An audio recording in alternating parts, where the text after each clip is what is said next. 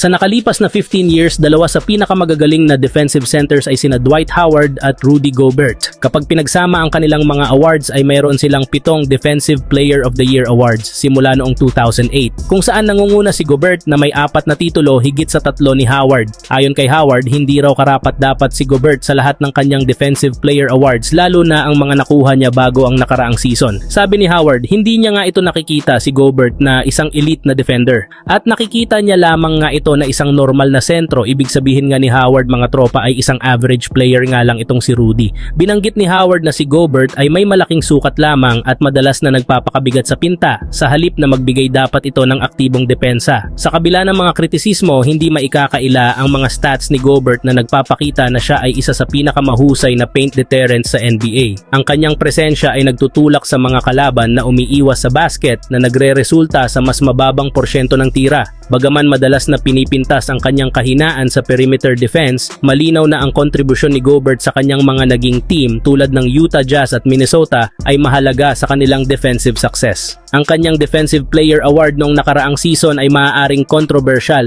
ngunit hindi maitatanggi ang kanyang epekto sa laro.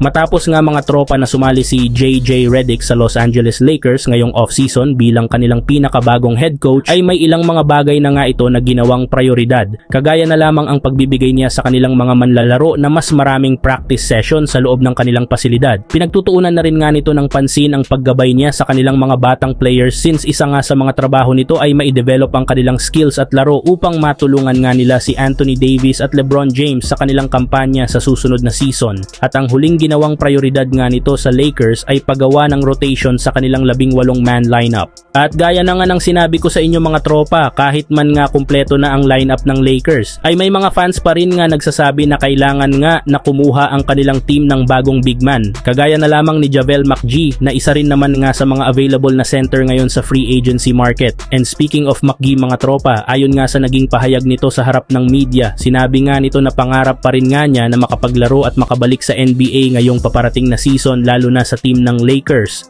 Sa katunayan, ginagawa pa rin nga niya ang lahat ng kanyang makakaya upang mapanatiling healthy at nasa kondisyon ng kanyang pangangatawan, upang sa ganon ay maging ready siya parate kung sakali mang merong kumuhang team sa kanyang serbisyo. Sa kabilang banda naman, si Jason Tatum naman ay nasubukan na maging teammate si LeBron James dito sa team ng USA.